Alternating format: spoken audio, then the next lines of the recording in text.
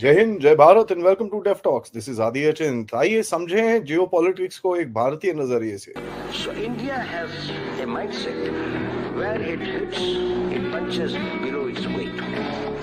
We have to punch not above our weight. We have to punch not below our weight. We have to increase our weight and punch the post. ये हमारा सिद्धांत है. हम घर में घुस के मारेंगे.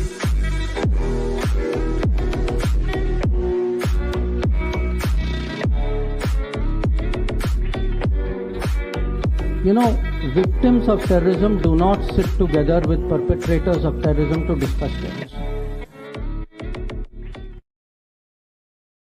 जय हिंद, जय Bharat. Welcome to Dev Talks. हमारे साथ we have the most erudite, if I may take the liberty of saying, our science teacher, Marshal Bedi, who has been actually teaching us a lot of very, very important, technical aspects of especially of the Air Force, which has been really, really amazing. And sir, let me say this. Namaskar, good evening. I get reviews about you Namaskar. from people abroad, professors. I like the other day I told you, a professor in London School of Economics today, a very pro Bharat professor. He actually said, I learn a lot from Air Marshal.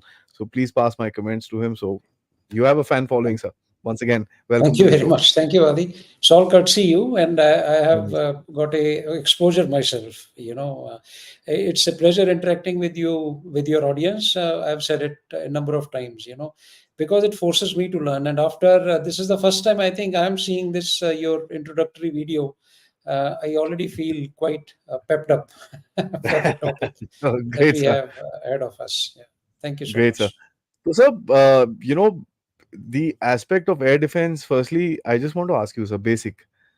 What is it? I mean, I know, understand, air defense has, you've got missiles and this and that, and you've got air defense guns, you've got long range air defense, short range air defense, whole lot of things which are there. And today's concept is about layered air defense, as we see in Israel. A beautiful display of it came across. I mean, beautiful is a very wrong word to use it, but beautifully efficient thing is on display every time there's a rocket attack onto Israel. They've got the Iron Dome protecting the entire country. Of course, we can't do that. It's a large country. It's not, and we don't have that kind of threat. So what is air defense? Just a short introduction, and then let's get into these nitty-gritties of it, sir. Thank you, Adi. This is very interesting topic, and let me tell you, this is not the answer is not like something which can be set in a mathematical equation. It's not like 2 + 2 is 4, which is universal truth. Okay, what works where in air defense is entirely different, and it is situational. We will see how and why I say that. Now, air defense, as the name suggests, is the defense against assets which can be brought onto you through the medium of air. This is the broad, definition of air defense. So you are essentially defending yourself against the threat which makes itself visible, or makes itself or emerges through the medium of air. So that is what air defense is. Now there are various means of doing it. When defense is important, there is no doubt about it that you cannot really do anything unless you are defended. And this is a universal phenomenon, whether you have a house or an installation or a factory or a go down or whatever, it has to be defended. It's as simple as that. If the threat is from ground, you defend it against ground threat. If the threat is from air, you will have to defend it through for the threat which is coming in the medium of air. Now, as the air defense concepts evolved, then slowly people said that offense is the best form of defense. This dialogue would be said many a times that if you keep sitting at one place, then you are not really that effective. So you have to go out and strike. And analogy, if I can draw, it is like, let's say you're guarding an installation. Take the case of a security guard or a soldier for that matter. Take our J&K state. There is an installation where an army soldier is standing guard. So he's standing against any threat which emerges. So that is classically defense. What would be offensive defense? That you launch a patrol. You launch a search team. You look for people actively, proactively, who are likely to harm you in the future, and you take them out and you say this is offensive defense. So similarly, it works that when I guard my VAVP is what we call vital areas or vital points against enemy attacks by air defense missiles or various forms. We call it that, okay, we have air defense assets. And when we, let's say, offensive air defense means I have potent aircraft, I go out into the enemy territory, and I, look out for people, and those aircraft, I do not wait for them to come in my territory. I say sooner or later they're going to trouble me, so let me go out and take them on. There are various names. It's called offensive counter air also, defensive counter air, offensive counter air. As the doctrines change, I think people have to evolve new things, new terminologies, so they come out with these things. Counter air Hmm. operations means any operation against an enemy air asset. So you say it's counter air operation. So whether you take out someone's aircraft on the ground, that is when they are parked at the airfield, so that is a airfield attack is a counter air operation. If I take Okay. out his aircraft, while they are flying in the air, even that is counter air operation. So when I'm in my territory and I take on enemy aircraft which enter my territory, I'm able to shoot them down. So that is also counter air. Counter So air. Hmm.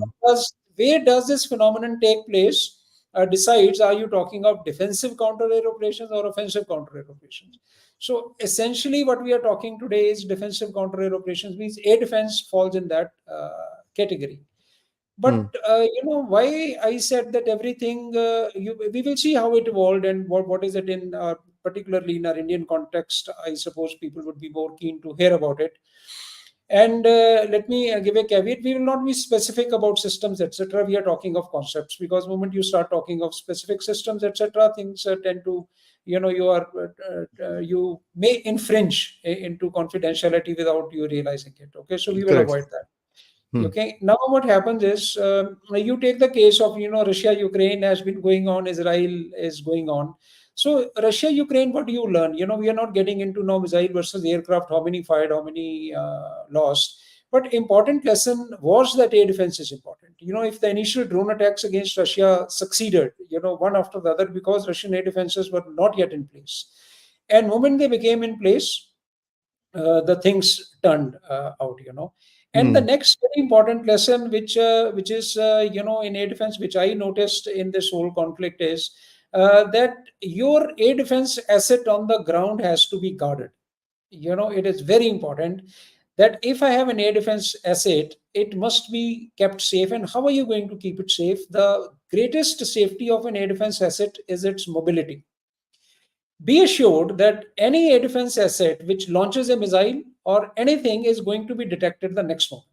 Okay, the kind of Correct. assets, the kind of satellites, the kind of surveillance you have, you will know some signature you will leave. Now, if you are indifferent to its location, rest assured it is going to be lost.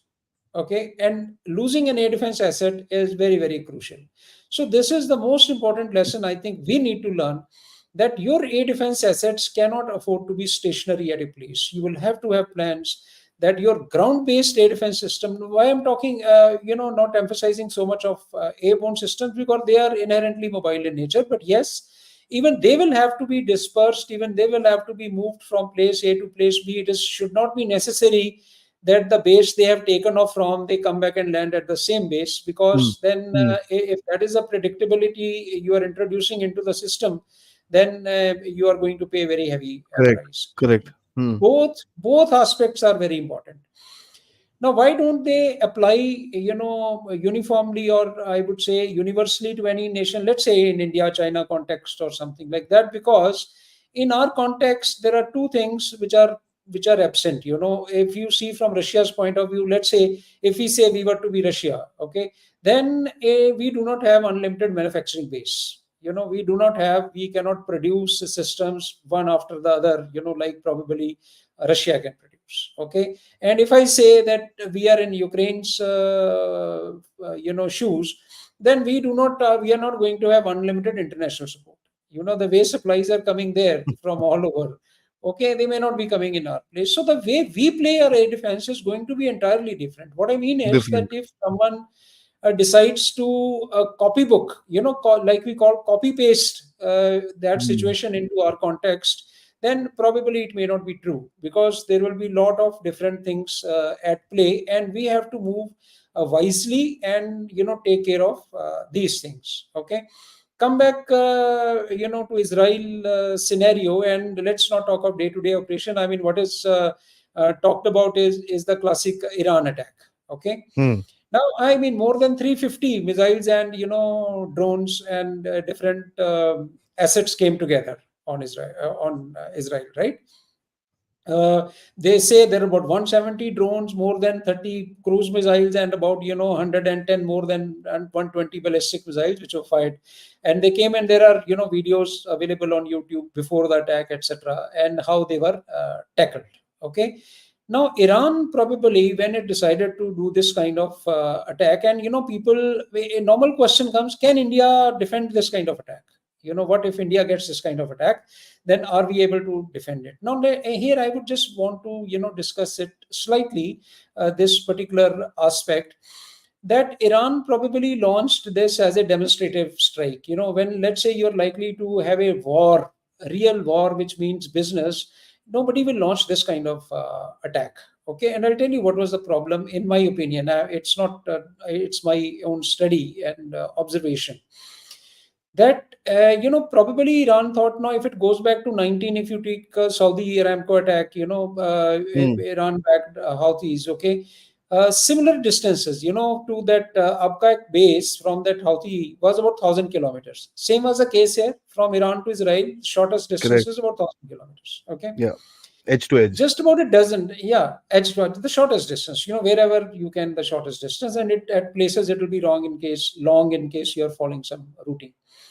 Now there a dozen or more, drones, etc., used, and the effect was devastating, because it almost, they say, half the country's Storage. oil production was affected, and 5% global production was affected. Yeah. They But they similar broke kind the of storage. effect, yeah. Hmm. So similar kind of effect could not be achieved here. What happens is, now why we say, okay, why can't you? Why should not you expect this kind of attack? No, because there has been, that kind of effect. Either they planned it or they did not plan it, is anybody's guess. But now there were reports, they saying that we gave 72 hours warning to our neighboring countries, that we are going to launch attack. Okay, Yeah. that in my opinion would be a waste of effort. And of course, these, US, etc., they've denied that. They said 10 days before we had intelligence, and there are reports उन्होंने से saying बताया that था, they, the Iranians uh, had informed the Turkish, who had informed everybody that ये होने वाला है.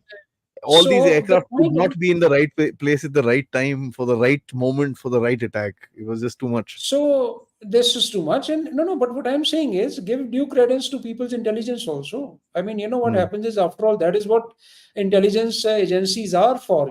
If they know that, okay, there is a Israel Hamas war going on, and who can probably, they are working around the clock. Yeah. Yeah, yeah, yeah, yeah. I mean, I would expect that US intelligence agencies are not hostage or not dependent on Iran giving 72 hours warning for them to move their assets. I mean, if that is the case, then it's a lost game already.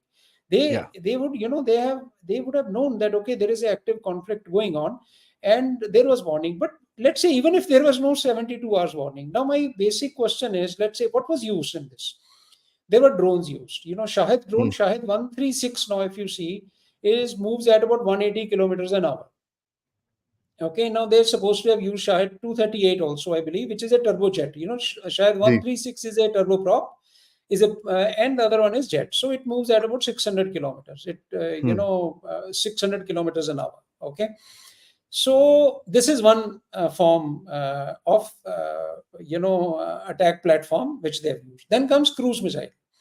How does cruise missile move? It's a subsonic. It moves at about 0.8, 0.9 Mach, generally Tomahawk kind of class. Okay. So 0.8 Mach, when you say, it will move at about 1,000 kilometers an hour. Okay. Approximately.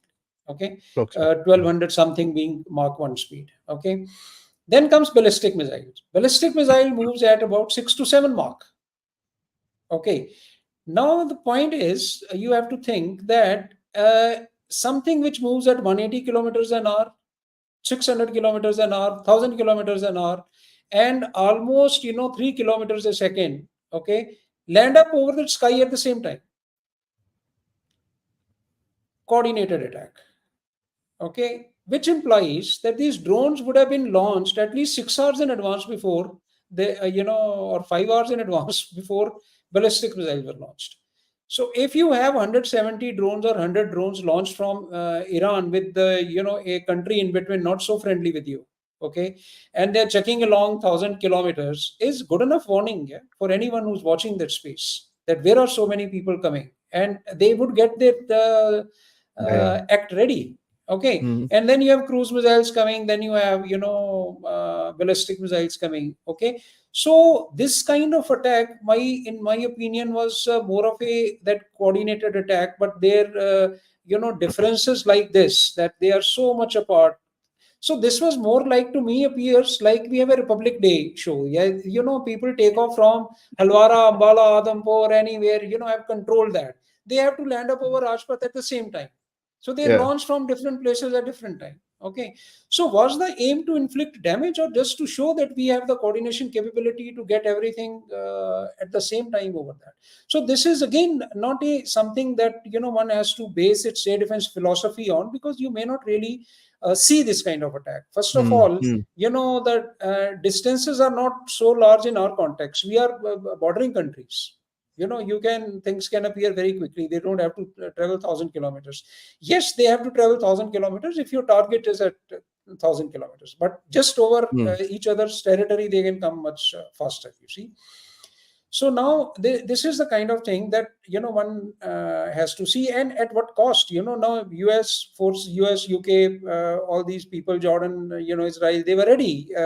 Aircraft were used. Now it has cost almost $1 billion, when they say with all the missiles fired and things. But the fact is, they prove that okay, we can take it on. Okay.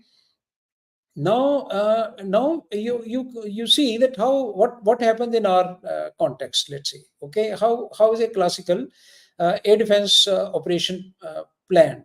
Now, if you see the history of air defense, how did it start? From where did we start? If you see the evolution a bit, probably we will be able to understand as to how things work out, and people can get an idea. That everyone doesn't have to tell you then that this is how things are done.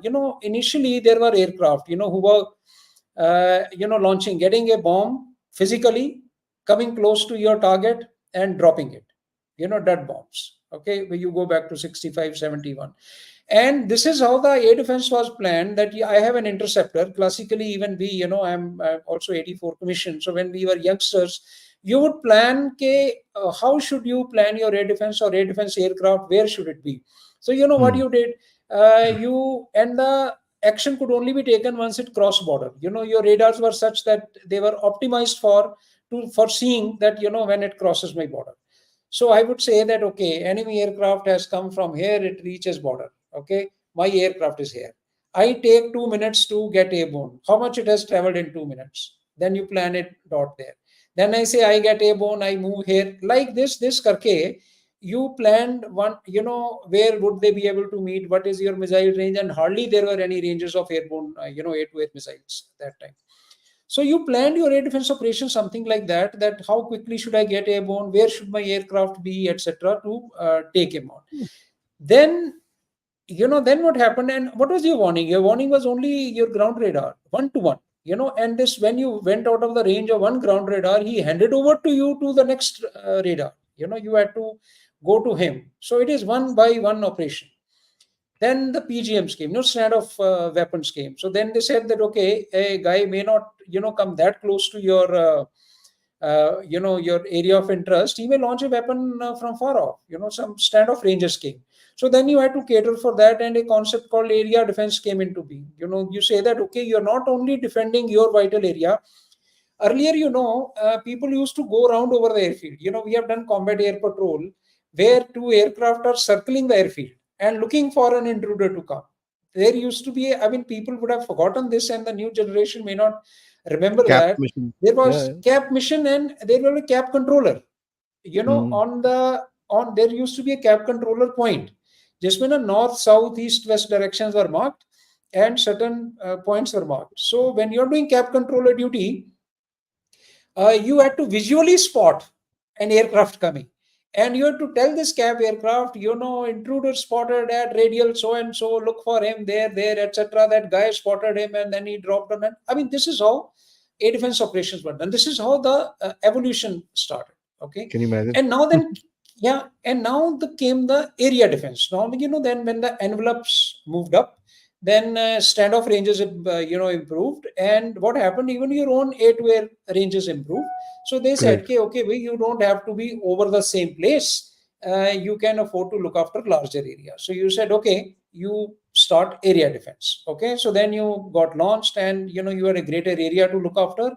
And from there, a concept developed, CRC, what we call controlling and reporting center, where one one control center could look after a larger area, not only on that base. Okay. And then subsequently there came a base air defense concept, then even larger, like karte it just kept opening. Now there is a scenario, you are not looking at an aircraft crossing border and dropping bomb. I mean, there are ground launched missiles. Now we are in the era of ballistic missiles, we are in the era of long range missiles. Okay. So now the whole game of air defense has changed. Okay, now you have to intercept missiles in out of atmosphere. You have to look after the assets which are not even in your area as of now. Can launch their weapons from very very far off ranges. Okay, so what do? Can you have the same kind of assets earlier? No. Then that is why the concepts of force multipliers came on. Then AVAX came on. We saw in Russia-Ukraine war also, they are they have become vulnerable also. They were shot down, etc., etc. Yeah. So they are called force multipliers. Why force? What is the concept of force multiplier? Okay, I say, जैसे वो बोलते हैं ना, एक और एक 11. Typically, there is a proverb based on that. I don't know whosoever invented this must have had force multiplier at the back end of his mind. And when you say that 1 and 1 can make 11, not necessarily 2. Take the example, you are two people fighting some adversaries. We are two of us with, let's say, simple, don't even talk of bullets, let's say we have swords in our hands, and you're fighting some enemies which are around you. You're doing to the best of your ability. Okay. And now someone just gives you a simple aid like Bluetooth earphones. Okay. And there is someone sitting far ahead who can tell you who's coming from behind, who's going to come from your right, who's going to come from your left. So you would find that your capability with the same sword has become multifold, because now you can warn each other, you can you can assess your threat much better, you can take action in time. So your capability has been enhanced by a simple device, additional input, right? So you got additional input. Okay. And somebody now gave you some superior vision, or let's say gave you two eyes behind also. I mean, they will improve your capability much better. Okay. But so this is what these force multipliers do. Now AVAX becomes very very integral part when you're talking of air defense operations, airborne warning and control system. Okay. Because now you're elevating your ground radar. Now ground radars have problem. They have problem of your horizon. That you can't see beyond the horizon. And the typical example, I mean, how mankind realized that there was a horizon, or the earth was covering, I mean, probably by watching ships. What they used to see far away and see that there is nothing, and suddenly a huge ship becomes visible. So then somebody would wonder, okay, I would expect a small speck to emerge very far, and that speck to grow like that, in size, as if it's approaching close. But this guy was not there, and suddenly it has become, visible. So, that is how it came that probably, something is beyond the curvature you can't see.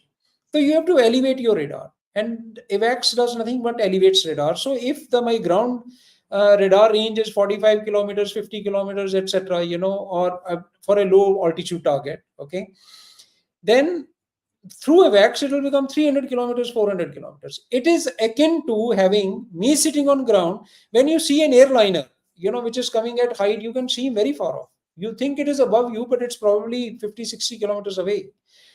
Okay, and you can see him, if you had the binocular, you can see him very, very far. Okay, and similarly, if the radar, if you were sitting in that aircraft, you would see the ground person or a low altitude guy very, very far. I mean, it's just a straight geometry. Okay, but that's just seeing is not enough. Now, what do you do once you have got that information? Now you have got to pass it on to aircraft. Now, I alluded that earlier, you were only passing that information, you were handing over your asset from one radar to the other radar. Now the networking has started. Okay, networking operation, like like Americans have link 16, we are also developing, it's very close, as software defined radio. Okay, which will allow people to communicate seamlessly. You can transfer your radar image to other people, etc. I All mean, aircraft. the situational awareness, all aircraft, it's a seamless operation, which will come handy even when we come to Monty, man unmanned teaming. Okay, that how they move together. Okay, so all this networking has become possible now, and just suffices to say, I mean, it's open domain information that today, you, while sitting in Bangalore, or where you are, from where you can control an aircraft over J&K. Yeah, yeah, It yeah, is that kind of network centric operations are yeah, possible. yeah, So yeah. you are seamless. But now, what is the next challenge in that? The next challenge in that is that what is this network riding on? This network is riding on cyber. Okay, and everything boils down to now cybersecurity.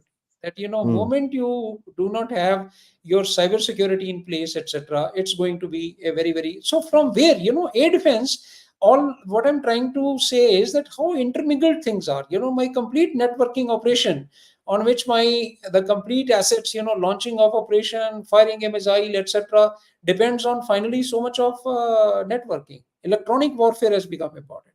Okay, your anti-radiation missiles have become important, because now, if the air defense is going to be so important, okay, then everybody is going to target your air defense asset.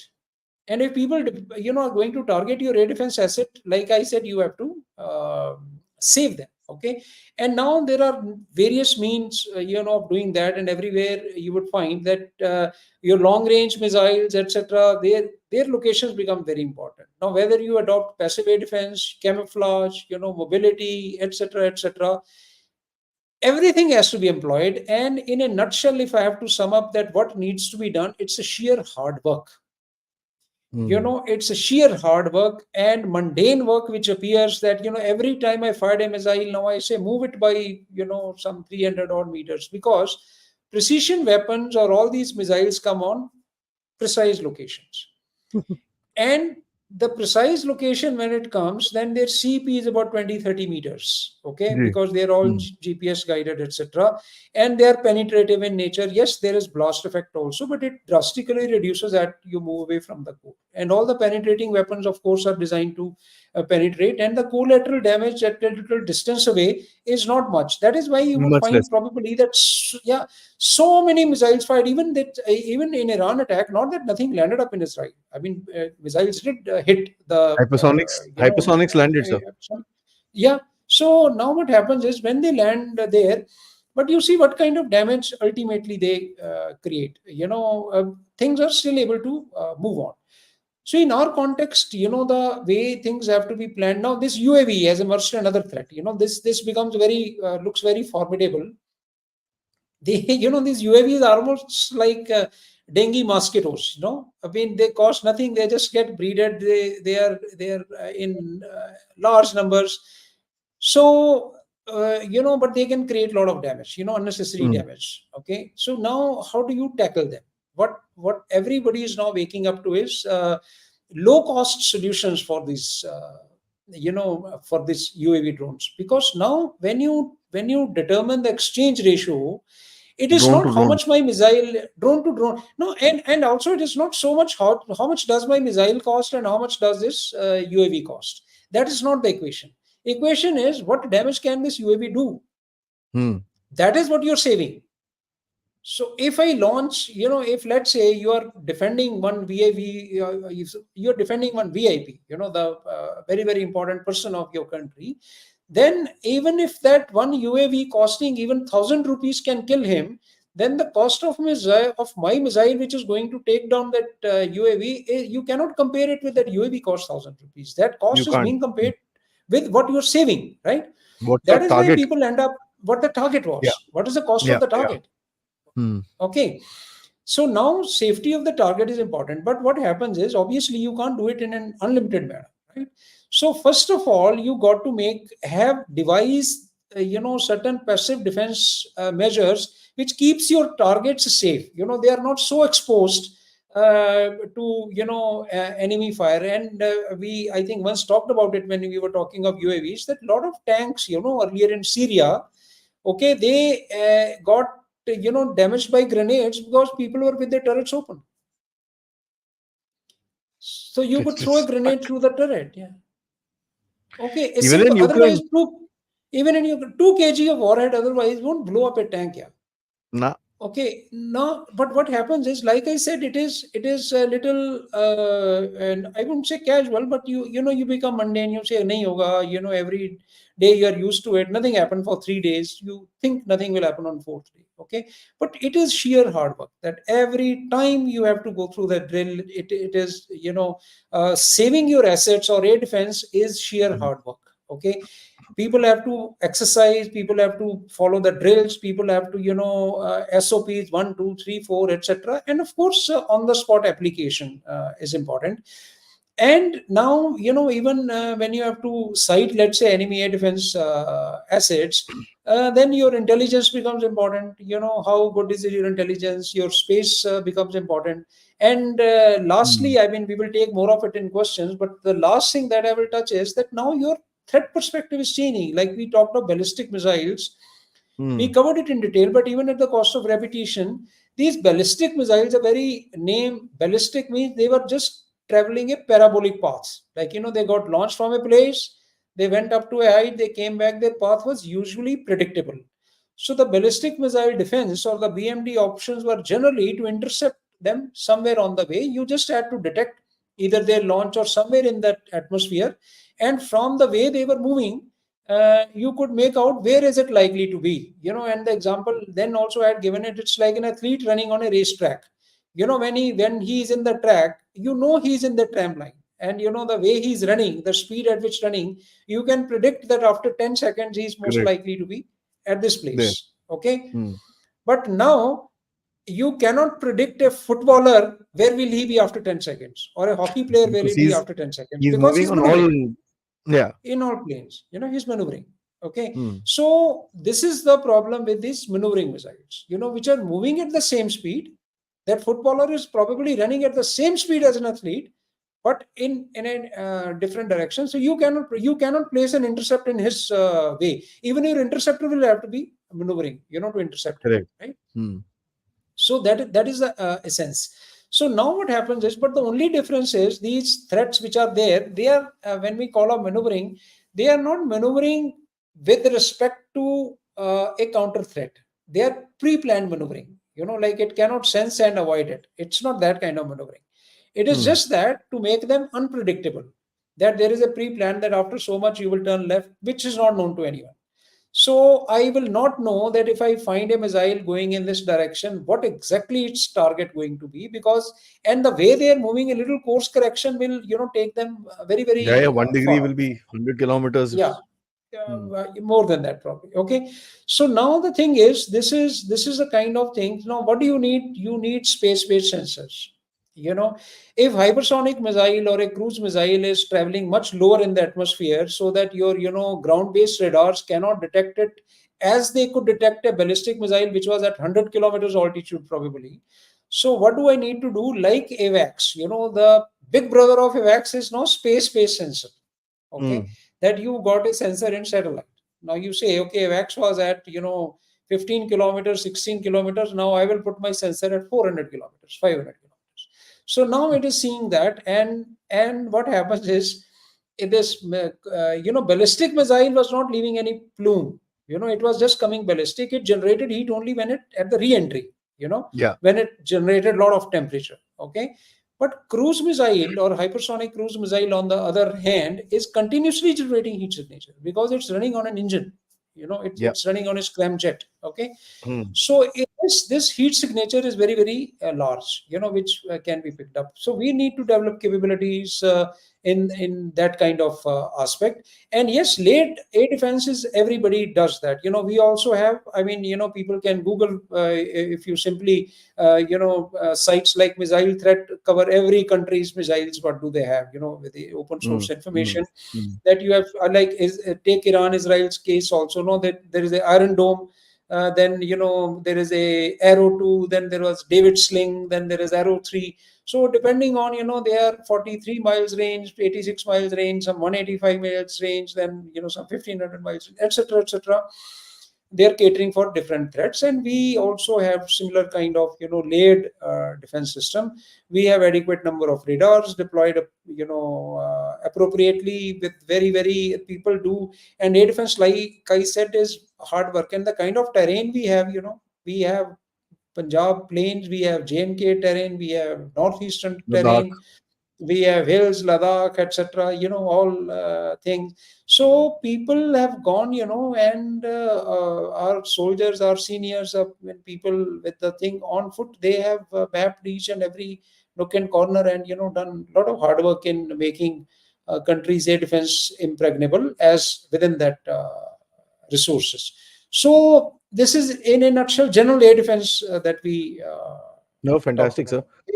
I thought Fantastic, I'll stop fantastic. here, and No, no, let's see. fantastic, sir. Honestly, this was fantastic. It was, I mean, it gave a very clear picture of what it is.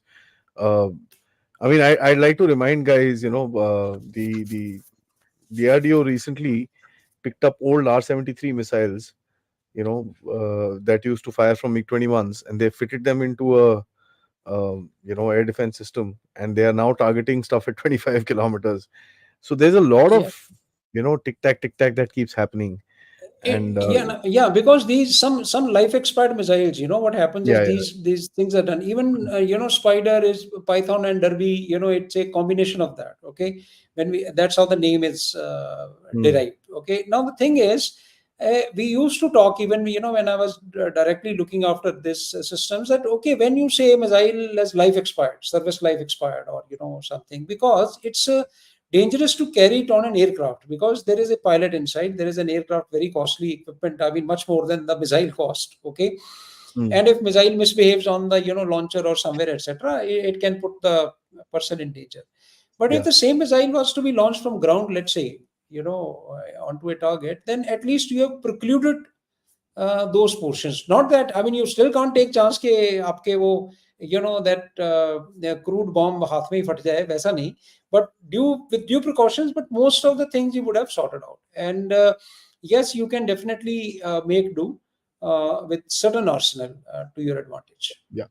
Apart from that, sir, one thing probably you could just spend 30 seconds on is air defense guns, which are close Yeah. range, high powered, high ammunition guns, which are mostly used in on ships and Yeah, VAVCs, especially FE. close weapon systems are there. There are various forms of this, called it close in CIWS. In various forms. Now, these air defense guns, like earlier the scenario that I painted, those cap, etc. Okay, so L70 used to be one famous gun, and army guys, army air defense used to be on the this thing, and for the base air defense officer, there used to be a switch which would say guns tight, guns free. Because it depends on whether my aircraft, when I was descending, when my aircraft was coming closer, There. let's say, Yeah. in that CRC concept, what happened, Adi, that let's say my aircraft was deployed at 40, 50 kilometers away from my base, okay, and it started now intercepting an intruder which is coming to my base, So you're okay. behind him. You're behind him, you're chasing him, and now you're likely to enter in my missile zone or my gun zone. So you had to give a command, missile tight, guns tight, when gone, guns free, etc., etc. So they were close-in weapon systems which are effective only for a very close range, 900, 200 Yeah. kilometers or something. Shipmate Yeah. becomes important again for UAVs, etc. Now they are making most effective guns in Ukraine. They resorting to that very high rate of fire. Okay, We and also have those take on, yeah, we have a very high rate of fire, and you can take on these now that UAVs. drones coming, yeah, UAVs. But what like their range remains a limitation. I mean, you can't now fire it at a very long range. Then Yeah. obviously you have to use missiles. Okay. Yeah. And these are, by the way, guys, just for FYI, these are all radar connected, so it's very interesting. Yeah. Yeah. They're radar guided, radar connected, so the radar will actually tell these guns where to Cue fire. them. Cue them. So Yeah. Yeah. Yeah. the accuracy is really, really good. So a lot of people get worried about anti-drone systems. Well, anti-drone systems, we have got some of the best in the world today. Last time when we spoke, we didn't. Today we do. So I guess there is a lot of development which is happening. And if you just look at the news in Punjab nowadays, the drone coming in has become lesser, Yeah.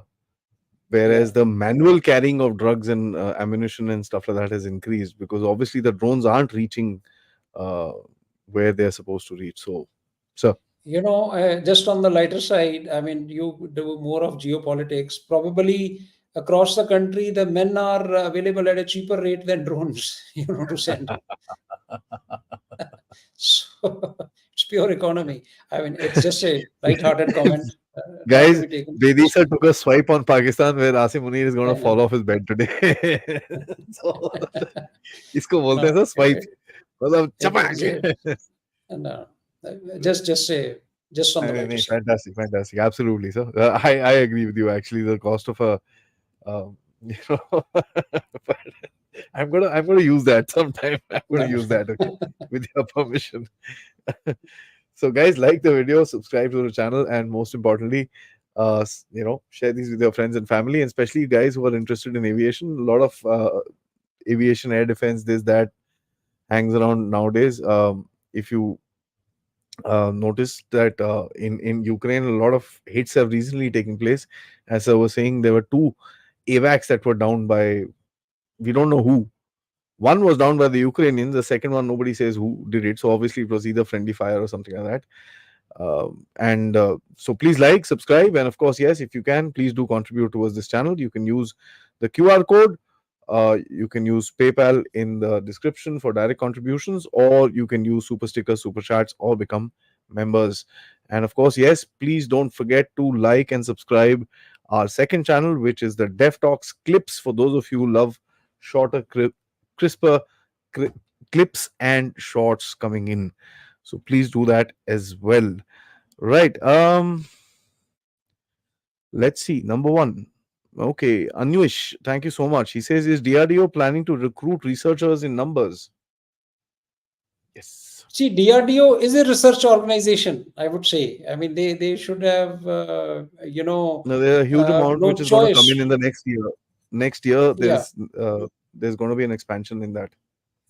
In that, but basically we need to do more number of researchers. I mean, we need to definitely increase our R&D fund. There is a lot by TDF has come in on technology development fund, and R&D is there, but I think we need to talk about it, and people must be aware that we have to have little quest for development, little I would say capability to hold or to experiment on development. Yeah. Unfortunately, when something doesn't work out, you say failure. It's not failure. Like people say, we don't have the risk for failure. Risk capacity or capacity to take. Development is not failure. Failure is something कि जो established चीज है, बनी बनाई चीज है, उसको आप खराब कर देते हैं. यू से यार ये कैसे अब फेलियर हो गया. अब जो डेवलपमेंट हो रही है, you are moving, you tried one aspect, it did not work out. So like you see today, those guys started from X1 करते करते, I mean वो X62 63 पता नहीं कहाँ पे पहुंच गए. सारी experimental Mhm. aircraft है ना. So we need to have a little hunger, little thing, and our private industry is not playing ball in research. There is no private industry which is keeping aside a money. Everybody wants to do business. I think somewhere Yeah. government has This to this come thing down needs to break. little heavily on that. Yeah, okay. I mean, how will you make a BAE Systems or Lockheed Martin or Rolls Royce in India? You see, there the things have to come up. You have to see, and this is, the research is painstakingly slow. Okay. I just a funny, I mean, anecdotal information. I visited Rolls Royce factory in the UK when I was there. Okay, and I would go around. There are a great number of Indians there. All, I mean, so many people came and met me, and I would find that a guy, looking like that, going and taking me around, and there was an Indian person only taking me around, and I saw one gentleman just sitting at computer, and he's watching, and when we came back after about good about hour and a half, etc., I saw him. He's in the same pose, just watching. Now I was tempted. I said, if it was in India, somebody would ask him, "Ke kya kar raha hai yaar? What are you doing?" कर की रहे हैं तो So बैठे हैं. I बैठा already screen ही देखता जा रहा है. So I asked that out of curiosity, that guy with me. I said, yeah, I shared my, in a lighter way, कि यार this guy, and he told me, he said he will do this for days together. And one fine day, he will find some bend at some right place. He will find something to be done at some place, which will suddenly save millions of dollars to the company. This is how research takes place, you know. Yeah, you have to Sheer think. patience. You have to You have think. to You have think. to You think. have to think, and so this much of appetite we have to build up. This Yeah, research definitely needs to come up. I absolutely agree with you, sir. The whole system of criticism has gone a little too far in this country. Anything that doesn't work, oh ये Air Force में problem है, नहीं Yeah, DRDO में problem है, HAL, ओ यार 70 साल से कुछ yeah. नहीं करा, ठीक है. Monitoring is पांच छह साल required. पांच Monitoring छह is साल required. Yeah, absolutely. 5-6 साल Yeah, से भी थोड़ी सी आग लगनी शुरू हुई है. Defense is not absolutely. something that comes out immediately. It takes time, and you will have failures. You will have problems. Yeah, I'll give you the biggest example. The F-16, right? One of the best fighters in the world. So when they were doing the taxi trials, the guy was sitting in the aircraft. The future pilot was sitting in the aircraft. No mask, nothing. He was not wearing helmet, kuch nahi. He was not even wearing a parachute. The damn thing was not even connected, and he was doing a fast taxi on the runway. Okay. Now they miscalculated the speed of takeoff. Okay. He opened power, the afterburner came on, and he was supposed to slowly reduce it and bring the afterburner down and just reduce the power and kind of drag to a stop.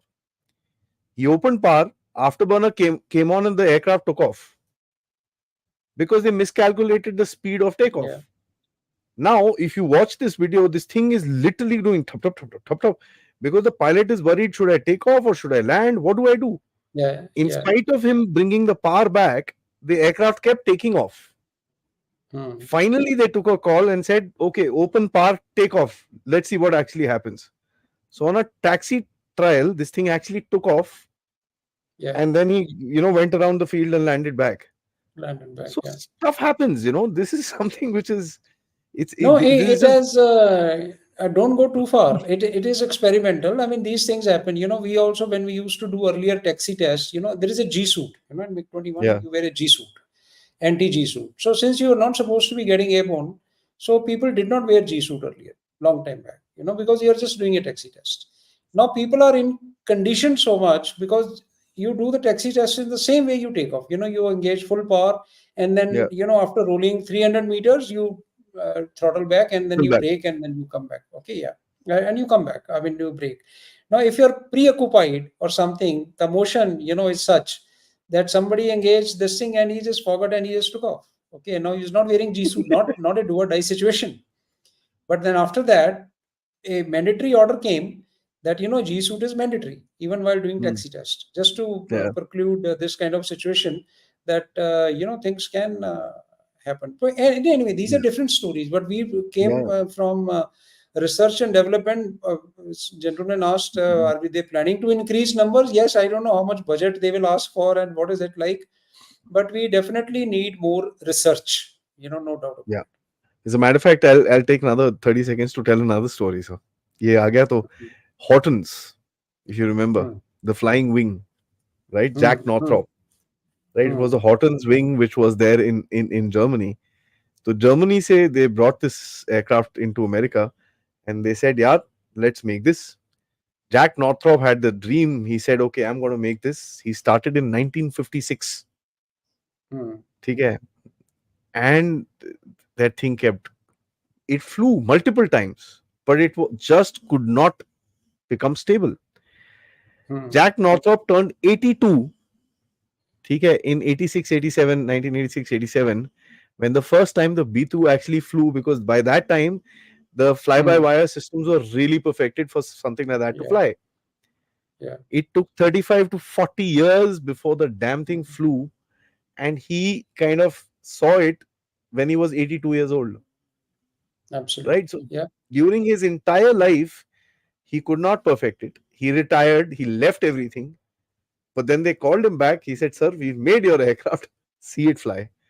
You can Yeah. imagine. I mean, he Yeah. spent his entire life trying to make that flying wing fly. It didn't. So research is like that. Absolutely. Yeah. Absolutely. Yeah. JPJP says our air defense systems 100% Bharatiya, percent Videshi. Buy. I don't know what that means, but I think 100% Bharatiya is what we need. Yeah, what we need, and probably is wanting to know how much is it Indian, how much is it foreign. Okay, so you see what happens is, I would like to reiterate here. I think any philosophy is first is defense, right? Whatever it takes to do that. Okay, then is developing your capability. Okay, so while we are developing our self reliance, etc., we are not proving a point, that okay, something at the cost of defense or at the cost of capability. Okay, this is very clear, I think. And even government is aligned to it, that when it comes to, you see what I mean, if the Rafales were required, they were required.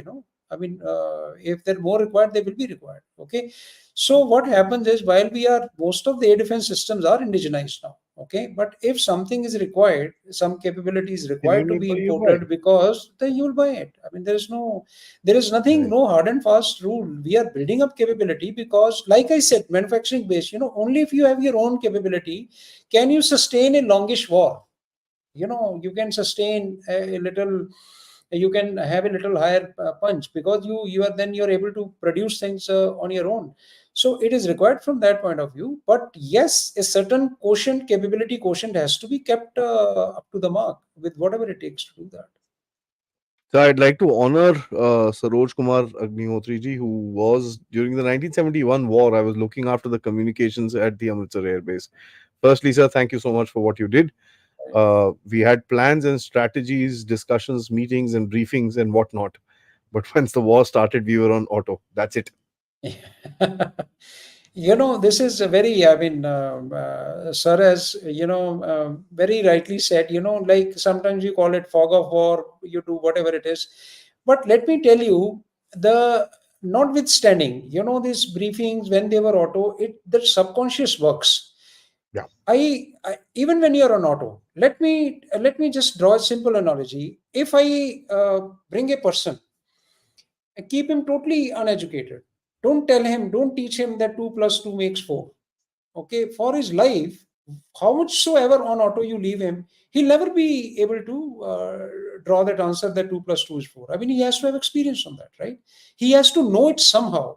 May not be in that form. He may be able to interpolate. Okay, he may be able to put application. So he may not have been told in so many words that if you teach me tables in a certain format, I may be able to derive another table without having been told. But basics and some briefings and some knowledge is required in that matter. So what sir said, that then they were in auto and they could perform it. I think a lot of rehearsals and all that he had mentioned, that plans, strategies, discussions, briefings, etc., must have had some role to play. I am a pilot. I have been a pilot, Adi, I'll tell you. And I believe that when they say a pilot has to take split second decision, there is nothing like a split second decision for which you have not rehearsed. If you do not know, the system, because then it will be gamble. There is a difference between decision and gamble. That way, I mean, I toss the coin, there is 50% probability that heads or tail will come. Okay, at 2 3 times I do it, sometimes I will be right. Okay, so then you're gambling. But calculated decision is only based on knowledge. And if you have rehearsed things, if you have been briefed, if you have been done that, then you can be then probably their seniors, if they were left on, I mean, they left them on auto, it was with an assurance that enough briefings had been done, enough plans had been made, enough, and probably guys were capable, that you could be an auto. Your child leaves from home, you do brief ke aise dekhna, left dekhna, right dekhna, idhar mat karna. Finally when he leaves, he's on auto, right? I mean, he's been Hmm. briefed. But somewhere in subconscious, it will play a part that he has been told what to do, what to see. I mean, this is not to what should I say, negate the essence of what he's saying, what he's trying to bring out, that people ultimately, you do have to improvise, your knowledge, and in war they say whatever works is right, whatever doesn't work is wrong. It's as simple as that. So, but thank you so much, Agnihotriji, for your comment. Yeah, absolutely. JPJPG, thank you so much. He says, Bedi sir, in a Bharat-Pakistan war, what air defense risk is to our border states like Punjab? 71 war, a Pakistani jet crash landed in my Punjabi village road. Yeah, that will still I happen. That will still Yeah, happen. that will still happen. I hope they made a monument out of it. A lot of tanks are there, those pattern tanks, and but there Pattern in nagar hai, Punjab. sir. Pattern nagar Uh, hai pura. Pattern yeah. nagar hai. Jagah hai puri. So now what happens is I've seen it myself. After 71, I was 9 years old then, and I remember we had a school, government school, where these captured things are brought and kept. So border state, you see, now when the war starts, now the border loses its sanctity. There is no more border now. It is just one. As far as the air is concerned, air domain is concerned, there is no real border. Now it is you are inside, outside, whatever it is. So things will happen very close. Bombs will fall. Missiles will strike. The It is war after all. So, uh, advanced featured P8I or C295 MPA for Make in India. No, I Both. mean P8I, C295, of course, is being done. It's already kind of started. But P8I, it's a maritime kind of, it's an Indian version. That's why it's called I. Okay. Make in India, I mean, a similar aircraft will come up, sort of thing. We will do that, but not classically P8I or something. So, Dr. MPC, thank you so much. How are we going to counter the threat of quantum computers and general AI to be encrypted military communications in the future? This is something that Sir and I have been planning to do, and I think the next show we will talk about Yeah. this. This So, quantum is very interesting now. If someone read an article or somewhere you YouTube in a teleporting, what quantum is. Basically, it works on photons. Just a brief answer. We are not going to take a class on quantum, and I can't really because I'm not engineer. But whatever application, what it does is, quantum communication is considered very, very secure because you cannot erase drop it. It breaks. Let's say you send something. What is the surest way of sending communication uninterrupted is that I write a chit, I enclose it, I hand over to somebody and say deliver it to somebody else, and it is not opened on the way. Right now, you have to make ways and means that it is not opened on the way. Right. So you break quantum it does down or something like encrypt it. that. You generate keys, etc. Now it is like that. Encryption devices. What everybody knows, that you encrypt something, so it appears like a jargon, and you have a key. You insert the key, and it de-encrypts it and tells you the language. Okay, but that those decryption keys can be evolved under the normal encryption. Now what is coming up is post quantum encryption kind of techniques, that even with quantum computers you should not be able to decrypt it. In see what is required, like your WhatsApp data, for example. WhatsApp data, now they say it's end to end encrypted. Okay, that you cannot do it, but probably what Chinese or most of the people would be doing, they will keep storing it anyway, whether they can decrypt it or not. Tomorrow when quantum, some quantum computers come or something, they will then be able to encrypt it. So very relevant question, that you have to have encryption technologies now for communication which are even post quantum safe, that even when quantum computer comes, you should not be able to break it. So quantum technology, Adi, you are sitting there, they can produce an other Adi, sitting thousands of kilometers away by teleporting photons. Okay, Destroying this one total and creating sci-fi. another one. Yeah, you create another Yeah. one even if you don't destroy this one. Okay, and in between you someone tries to erase drop, then that communication is broken. And I was just giving you that example. I write a chit and I enclose it. Now there is a chance I say that, okay, the way you receive that, you will know whether this envelope was opened or not. Let's say I seal it with a glue, etc. Very nice gum. जैसे वो, you remember पुराने जमाने में, not so पुराने जमाने में आपको pin code आता था इसका, कार्ड सेपरेटली आता था, पिन एक सेपरेट एनवेलप में भेजते थे. Now you can generate online. When this online generation was not there, ATM के लिए ना पिन सेपरेट आता था. अगर वो पिन रास्ते में खुल गया तो that envelope will tell you कि ये पिन किसी ने खोल के देख लिया है. So you were required to not trust that now information, but the fact is it was possible to see it. But now what you're going to do is that if I write something on this chit, if someone opens on the way, that numbers will vanish, or that writing will vanish. So it is akin to that. It's a very simple example, but this is what probably quantum communication will do. That if you try to erase drop it, the communication will break. Okay, you will not be able to continue. And encryption, post quantum encryption for that is very, very important. A lot of work is happening on this, and we are talking of QKD, quantum key distribution satellites. China has done some work on that, Yes. and I think we are also working on. AJG, thank you so much. Can't do E2 Hawkeye without EMAL. I don't know what that is on aircraft carrier range. I have no idea what this is. Can't do it. What is the question? Sorry. Actually, I don't know. Maybe he can explain it. Yeah. If you can please explain. Subsequently. Vijay Patelji, thank you so much. How they test missiles maneuver, by simulation software or hard trial? Both.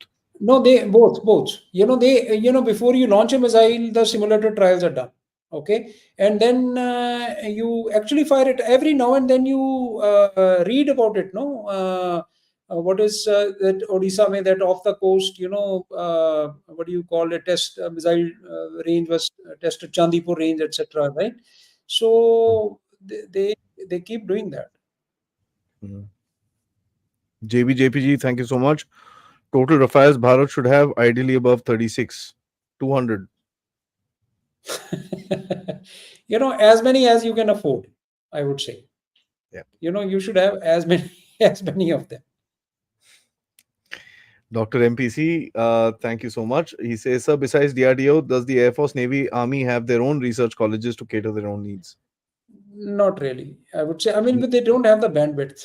Air Force can't really do research to make aircraft, and Navy, Navy has. But they're Navy shipyards. They have shipyards, and Air Force also, own facility. When you say not independent own facility, but our officers are involved in the research. If that is what is meant. Our engineers are in practically all DRDO labs. In missile development, in Indian development, everywhere there are Air Force engineers involved, which are, kind of supervising or involved, or coordinating with service headquarters, etc. So that way, research facilities are being augmented. Guys, I am kind of avoiding any specific questions with regards to systems and this and that, because I don't want anything to be flagged as confidential, because it's not anything else. We just don't want that to happen. It's time for us to look at internal air defense like UAV swarms, or even choppers guarding terrorist-ridden areas. But I don't know what's the air defense connection with the terrorist-ridden areas, in the sense if they are going to. They get stuck in these forests, so it's there's a thought process that you can use drones to kind of field them out. Certain areas, yes, you can. In certain areas like the Pir Panjal and the northeast, you can't, because the forest cover is too thick. No, but they're anti-terrorist operations. It doesn't have any connection with air defense per se. It's just a standalone question. Okay, definitely you can do that. Now these drones, they have become a very great asset to locate, infiltrators, or people who are hiding, or things like that. Yes, thick forest, etc. May not be possible, but then you do have different payloads. You do have a synthetic SAR kind of payloads which can penetrate foliage, to an extent, and can take out stuff, provided you train the system correctly. So, Kunal says, hey, Marshal sir, is the Zen anti-drone system compatible with our other jamming systems? And how crucial are jamming radars with regards to anti-aircraft and anti-missile systems? Jamming radars with respect to anti-missiles. You see, it's a combined kind of question. I mean, I won't comment on the Zen system per se. I mean, they do field anti-UAV systems. Now, compatibility, when you see, every anti-UAV system or any system is a kind of composite system. There are elements to anti-UAV. How there are RF signal jamming can be resorted to. You can use laser, destruction. Okay, you can do physical interception of the UAV, and of course, to do all this, radar is required to detect it, because unless you detect a incoming UAV, how are you going to train your systems onto it? And UAV detection is very, very different from aircraft detection. Okay, because aircraft cannot practically be that low as much as UAV can be. So all the air defense radar generally did not cater to see too low, because aircraft was not expected to be there. So their beams are always little up and to avoid ground clutter also. Okay. So if you can imagine, I mean, if this beam is tilted it like this, now this area has become blind area. Okay. So now you have to have particularly UAV trained radars who may have a negative beam. So now if they have a negative beam, then they have to avoid clutter. Then this is a different technology. Then there were Doppler shifts, to avoid ground clutter, you put Doppler thresholds. Okay. Now, if the UAV is flying so slow, or let's say it comes to a standstill, if the radar is rejecting clutter, it would have rejected a stationary UAV also, a UAV Yeah. means the drone also.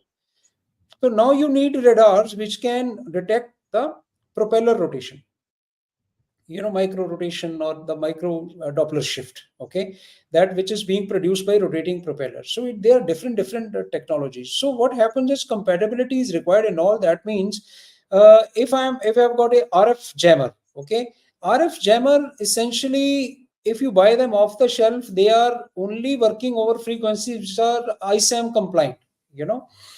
Which are traditional. You some 3.2. I mean, there are different frequencies given for that. Okay, but if it is DIY, like do it yourself kind of effort, where I'm, introducing a different frequency altogether, then it is going to be a problem there. Mhm. But some autonomous UAVs may not even use RF signals. They are pre-planned. आपने program करके छोड़ दिया, you're not controlling it, and it is going to the target. Now, very interestingly, there used to be a feature in UAV, come home, homecoming or come home feature, that let's say you are controlling and somebody jams it by RF signal, or somebody jams a GPS signal and it receives no GPS input, or or some other kind of jamming, then this UAV was supposed to return home. Okay, to your own location. And now what they've started doing, if it's a kamikaze drone, okay, that I am wanting it to go to my target anyway, so they have started planning target as home. That if let's say you get jammed or something, and now you get a command, go to home, so now the system knows that target is my home. Okay, so either way, I mean, it's really cat and mouse game. And now so it becomes that much difficult. So compatibility is required in all the systems that are there. They have to support each other. They won't work in a standalone. Akashi says with modern air defense munition with beyond Yes, sir. visual range and retargeting capability, what will be the suitability of CAP and CAS with regards to speed of engaging enemy targets? See, CAP, close air support, is referring to CS, but they are not related. CAP is not there. I mean, CAP is redundant. There is nobody does close air, that Caps. combat air patrol now. Okay, close air support is also changed. You call it now battlefield air interdiction, etc., etc. There are different names. Because you're not directly fighting those very what when the weapon ranges were limited, aircraft literally had to, like I said, no, had to come over the target, very close to the target, to deliver its weapons. Like rocket ranges were what, 1.5 kilometers. Your dud bomb range was 2 kilometers, 3 kilometers, or 900 meters, that kind of thing.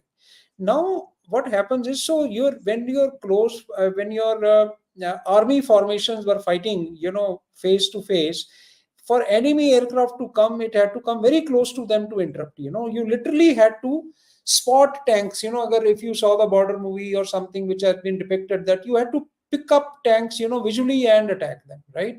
And Now with standoff weapons, etc., the whole dynamics has changed. So now when the formations are there, close air support is no more close air support, because if that guy can target your Hmm. army formation from 15-20 kilometers, then you have to tackle him at 15-20 kilometers, right? So while you are supporting your army, while you are supporting or you are augmenting their capability by providing them air cover so that enemy air cannot interfere with them, you may not really be visible in the close vicinity.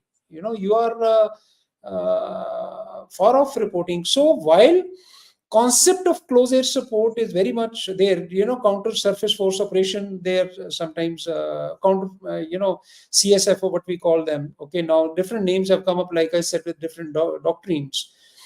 The essence remains the same, that if my army has to move forward, I have to assist it to move forward and stop anything which stops it from moving forward, and I have to Hmm. do the reverse for enemy army. Okay, so both these things fall in that category. There are loads of questions. Can this take on that? Can that aircraft take on this? Please understand, guys. Any aircraft can take on the other aircraft. Battlefield scenario means a lot. Pilot Yeah, training, battlefield scenario, fuel, weapons, weather, this, that. So it's not a set game कि भाई F-35 ज्यादा बड़ा है तो आम का गिर जाएगा. ऐसा नहीं होता. It is a it is not one to one fight. it's never a It is one-to-one not fight. There's one a to lot one of fight. Yeah, there are a lot of things, how things are. And let to keep it simple, I mean, I would again give a match. When you watch a football match, you don't say, can that player take on that player, can that player take on that player. It's a combined game. It depends who, who's doing what and who's going to score a goal. It just depends who's in the right position at that point yeah, in time. yeah. Okay, but AJ, it's a culmination of the entire team effort. Sorry. yeah, yeah. AJ, once again, thank you so much. He says, "Sir, ICBM still hit if US denies GPS. Navik is local." Yeah, no, Navik, of course, is local. Navik, I mean, it's an Indian system, but let's say GPS or Galileo or Bedu system, whatever you call. Now, most of the systems are going to be multi constellation dependent. Okay, that it's not only GPS. GPS has become a household name. GPS has become like Godrej ki almirah. Any steel cupboard, you say Godrej ki almirah. Or you say ye mere do Xerox karwa dena. Like that. Okay. So what happens is there are other constellations which may support you, and there is all these missiles have got some kind of inertial navigation also. Inertial navigation supported by GPS, and GPS, what we call dual mode navigation.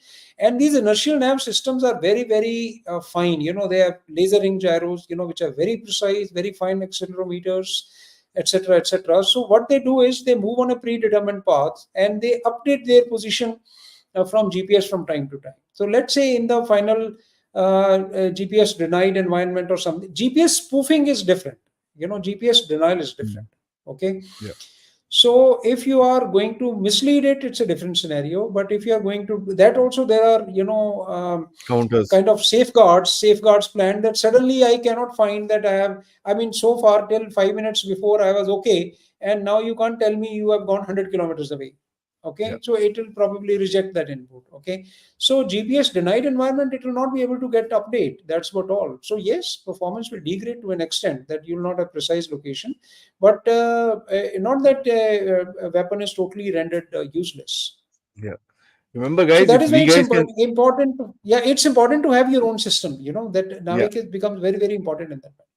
remember, if we guys can think about it, trust you me, the weapon designers have thought about it much, Yeah, much yeah. more. Akshay Kumarji, thank you so much for gifting a membership. And last one, JBJP Saab, thank you so much. Says lessons for IAF from Israel, Gaza, Russia, Ukraine wars. Be ready for Whole wars lot of them. anytime. That's the Yeah. main lesson. Don't ever be complacent because it can come to you. Correct me if I'm wrong, sir. Bilkul, bilkul. And we started our talk with that. In fact, I Yeah, briefly yeah, said that, yeah, there are yeah, lessons, but you got to have application. Like, it's not a copy paste situation. yeah, yeah.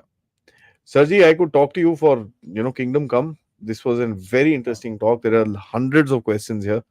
Thank you But so you much. know, it's obviously we can't go beyond a certain time. No, Sir but is actually given us a yeah, no, no, audience is most welcome, to put their questions in that chat box or comment section. yeah. I generally go through them and I make it a point that if some very interesting question, I do answer there. So I'll be happy to do that in case there is something Done. that I can Done. answer subsequently. Done. Thank you so much for that, sir, and thanks for the education as usual. And the next one, I think we will talk about quantum. So we will decide when that actually happens. Yeah, Somewhere, I think, post the election, so that the whole fever yeah, kind of calms down and we can actually focus on to back onto defense and all that stuff apart from these daily narratives. But sir, it's always lovely to talk to you, yeah. and I hope to see you Thank you back so much. very very soon. Jai Hind, Thank you Jai so much, Bharat. Adi. Like, Jai.